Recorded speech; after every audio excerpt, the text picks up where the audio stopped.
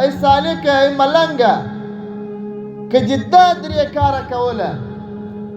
په طریقت کې شاته نسې راتلی مخته به روان یې او لاره دې مزینه ده ښایسته ده او دا دې دلیل د دې دی چې پر شریعت باندې ټینګ یې او په شریعت باندې دې خوا بدې شي او ای ملنګه ای صوفي ای مریده که دغه درې کاره درڅه پاته وه بیا چې دې هر څومره ښایسته جامه جوړه کړي او چې هر څومره ښایسته چپنه دې اغوستي او د هر څومره ښایسته او مزین لباس جوړې خو بیا دې تصوف کمال ته نه دي روان تصوف دې شاته روان دی د ځان علاج وکړه کوم درې شیان دي یو شی پکې محاسبه ده که دې محاسبه درلوده د ځان سره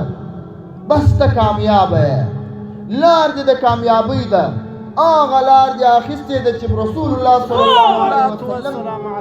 دې لارې ته ترغیب ورکړی دی فقهاو او محدثینو دې لارې ته ترغیب ورکړی دی که تا څه شي درلوده محاسبه څه ته وایي ماښام پر ځای پرېوتلې د ځان سره حساب کوې ما دا یو شوا روز ګزاره وکړه په اصطلاح باندې ما د برایي ماښام ته تر نن ماښامه پورې ما روژه ونیوله ایا ما په دا دومره وخت کې عبادت ډېر وکړي او که مې غفلت ډېر وکړي ایا ما په دې دومره وخت کې د یو ولی الله د یو صحابي د یو تابعي د یو پیغمبر کیسې مې ډېرې واورېدلې او که مې د فسق او د فساد او د فجور مجالس وکړه ایا ما په دا یو شوا روز باندې ډېره توجه د رب العالمین رضا ته وکړه او که مې ډېره توجه غفلت ته وکړه او سستۍ ته مې وکړه د الله طرف ته مې توجه نه ده کړې ایا ما په دا یو شوا روز باندې د رسول الله صلی الله علیه وسلم باندې درود ووایه که مې ونه وایه ما په دا یو شوا روز باندې 5 وخته جماعت وکړي که مې ونه کوي او د اسلام بله وجیبه او فریضه را باندې وه هغه مې وکړه که مې ونه کړه دا محاسبه که دې د ځان سره درلودل دا دې د کامیابۍ لار ده هر وخت هره شپه محاسبه د ځان سره کوه دا خپل ګریوان ته یې پلستر شوه کوه رب العالمین د عبادت دپاره دې پیدا کړی ژوند دې را کړی دی صحت دې را کړی دی نعمتونه دې را کړي دي ما ستا طرف ته توجه کړې که مې نه ده کړې نو که دې محاسبه درلوده کامیابه روان یې په طریقت کې کمال ته روان یې ورځ تر بلې دې د رسول الله صلی الله علیه وسلم خوا ته نږدې کېږي ورځ تر بلې د الله پاک رضا ته نږدې کېږي نور بیا دې ته فکرونه مه وهه چې زه ولې نه جذب کېږم دې ته بیا فکرونه مه وهه زه ولې کرامتونه نه ښکاره کوم دې ته فکرونه مه وهه چې زه خوبونه ولې نه وینم ته دې نه خوب وینې نه دې کرامت ښکاره کوې هیڅ دې نه کوې خو خالص دې ته شپه په شپه باندې هفته په هفته باندې ساعت په ساعت باندې او میاشت او کال په کال باندې د ځان سره حساب کوه انزل الناس منازل عقولهم مسله ده هر سړی د خپل ګریوان مطابق کوم کسانان چې اولیا دي تاسو که طریقه عالیه نقشبندیه شریفه وګورئ هغه کې یو حالات راځي نظر پر قدم دا د اولیاو حالات دي دا وایي دې ته چې چیرې چې نظر لګېږي هلته به دې قدم لګېږي او یو د اولیاو حالات دا دی چې ثانیه په ثانیه او ولی الله د ځان سره حساب کوي چې په دې ثانیه کې مې د رب العالمین ذکر وکړي که مې غفلت وکړي ما ورته چې د ځان اولیا نه شو جوړولی ما ورته به کوشش وکړو چې ساعت په ساعت د ځان سره حساب کوو ما ورته به کوشش وکړو چې ورځ په ورځ د ځان سره حساب کوو ما ورته به کوشش وکړو چې میاشت په میاشت هفته په هفته باندې لنډه دا محاسبه به خامخا لرې که دې محاسبه درلوده بیا دې یو وخت دا غایه او اساس دې دې ته رسېږي چې کامیابه یې او که دې محاسبه نه درلودل دا لار دې ناکامه ده دا کردار دې ناکامه دی چې هر څه کوې تر شا نه ورته ګورې ته چې باید یو څه وکړې تر شا ورته وګورې چې د رب العالمین د رضا کارونه مې ډېر کړي دي او که نابایده خدای نه کرده داسې کارونه مې کړي چې رب العالمین راته په غضب وي.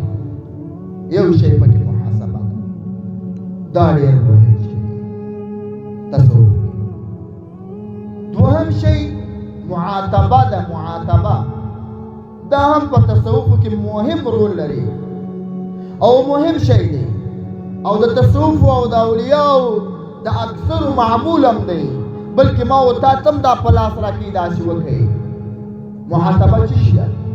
پر ځای د ځان سره پرېوتلې خپل په ذهنیت کې در وګرځېدل چې یاره د پلانکي مسلمان زړه درڅه ازار شو، ښه د پلانکي مسلمان زړه چې ازار کوي دا خپل نفس ته به اوس عتاب ورکوي.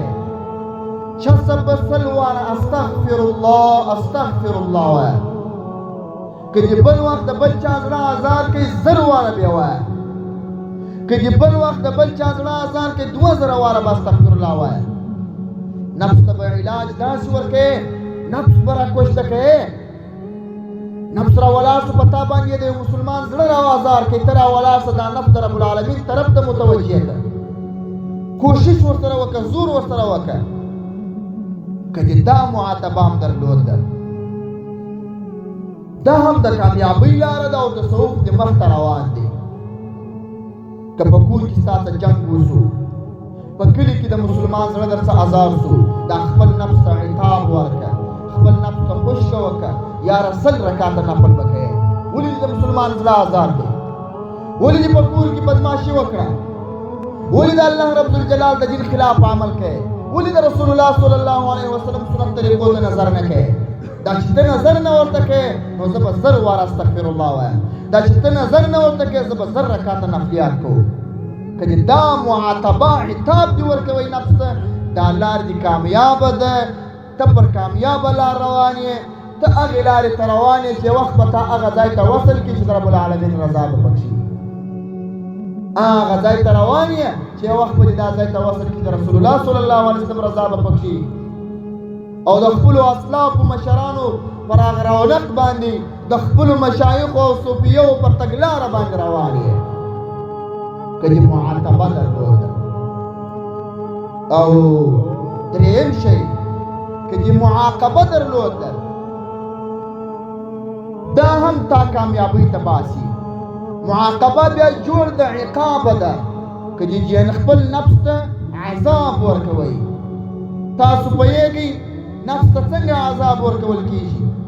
په نفس باندې که دې 100 واره استغفر الله وویل دا عتاب دی، او نفس سره که دې راګیر کړي چې داسې دې باید نه وای کړي، داسې دې کړي وای دا حساب دی. او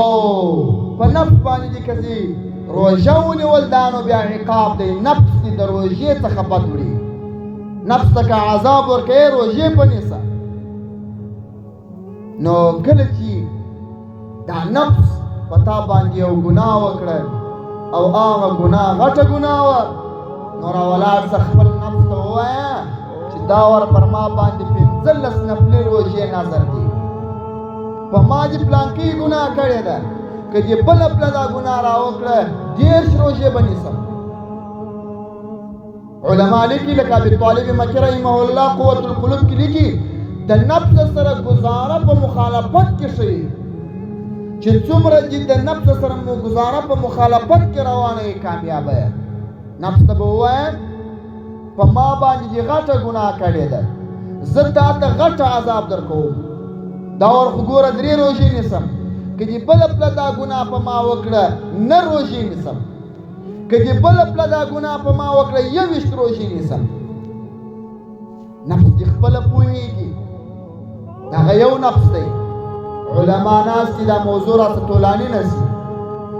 نه غواړم چې پر موضوع باندې ډېر ولاړ شم، خو په لنډو ټکو به دا ووایو. د انسان نفس چې دی رب العالمین قرآن پاک کې فرمایي ان نفس لاماره بالسوء. کله چې یو انسان عادي انسان وي د علماو د مشایخو او د رباني خلکو سره یې ناسته نه وي راغلی، دا نفس انسان په بدو امر کوي، هر انسان چې وي. کله چې یو انسان سترګې پر اولیاء پر قرآن پاک او پر حدیثو باندې او د رسول الله صلی الله علیه وسلم پر سیرت باندې او د مشایخو پر مناقبو او پر معالجاتو باندې او پر هغه مناهجو باندې سترګې ولګېږي، بیا دا نفس لوامه چې دغه یو نفس دی، پخوا یې په بدو امر کول یې، اوس ته درته وایي پلانکی ښه کار دی ولې درته پاته شو، دغه نفس دی تا ته وایي. پخوا یې تا ته د بدو لارې در ښولې، اوس ښه لارې در ښیي چې کومه یو ښه لار درته پاته سوې وایي دا کچ کې نه وای پاته سوې. او چې کله دې د مشایخو سره لا صحبت ډېر سي، ذکر ته دې لا توجه سي، قرآن پاک ته دې لا توجه سي، احادیثو مبارکانو ته دې لا توجه سي، بیا د هغه نفس دا ملهمه سي، بیا چې دې لا توجه سي، مطمئنه سي، چې ذکر و اذکار لا پسې ډېروې او د اخص الخواصو مرتبې ته رسېږي، بیا پسې راغدیه سي، مرغدیه سي، عبودیه سي، دا د نفس ځان ته بیا بله ورځ تفصیلي بیان باندې کوو، اوس راته موضوع طولاني نه سي. ګوره د هغه یو نفس دی، که دې چیرې د نفس سره محاسبه کول، هره شپه خپل پر ځای پرېوتلې، نن دې ښه کار ډېر کړی دی، که دې بد افعال ډېر کړي دي، که دې چیرې بد افعال کړي وو نفس ته ووایه دا کار مه کوه، په دې کې زما څخه رب العالمین ناراضه کېږي، دا زما د پیغمبر صلی الله علیه وسلم تګلاره نه ده، دا زموږ د مشایخو او د اولیاءو مناهج نه دي. دا محاسبه شوه، کله چې نفس هلته ستا خبره ونه منل، بیا په تا دا ګناه وکړه، پر راولاړ شه عتاب ورکړه، زر ور استغفر الله په ووایه، نفلي لمونځونه په وکړه، عبادت په وکړه، کې بیا دلته هم قناعت ونه کړې، نفس په تا بله ګناه وکړه، کبیره ګناه در وکړه، پر راولاړ شه عتاب ورکړه، د هغه ګناه څخه توبه وباسه، او پسې راولاړ شه 10 روژې ونیسه، 10 روژې ونیسه، 3 روژې، د خپل وس موافق نفس ته عقاب ورکړه. په دغه درو مرتبو کې چې کوم انسان د نفس سره روان وي، هغه چې په هره جامه وي، دا نه معنا چې حتمن بیا بیعت کړی وي، یا چې په هره جامه وي چې د ځان سره محاسبه ولري، معاتبه ولري، معاقبه ولري، بس دا سړی کامیاب دی، دا سړی پر کامیابو خلکو پر لار روان دی. خو دا محاسبه و معاتبه و معاقبه دا هم د ځانه نه زده کېږي، دا د مشایخو کردار کتل غواړي، دا د تصوفو کتابو ته مراجعه کول غواړي، دا د خپلو اولیاءو د اسلافو صحابو تابعینو تبع تابعینو پر مناهج باندې تګلاره باندې نظر لګول غواړي. دا چې ته د مشایخو په مناقبو نه خبر، دا چې ته د طریقت او د تصوف په اصولو نه خبر، دا چې د اولیاءو په حالاتو نه خبر چې پلانکي ولي الله نفس سره کم کوشته کړی دی، او پلانکي ولي الله د نفس سره محاسبه په څه انداز کول، پلانکي ولي الله په نفس سره معاتبه په څه انداز کول، چې هغه معلومات نه وي درته، بیا به ته پر دې لار باندې څنګه ولاړ شې؟ نشي تلای سړی. د مشایخو او د اولیاءو حالات پرې کتلي وي، د مشایخو سره بیا صحبت راغلی وي، د مشایخو سره بیا ناسته ولاړه راغلې وي، او د هغه پر سیرتو مناقبو باندې به نظر لګېدلی وي، بیا به د هغه موافق د رب العالمین څخه فضل غواړي او د نفس مخالفت به شروع کړي.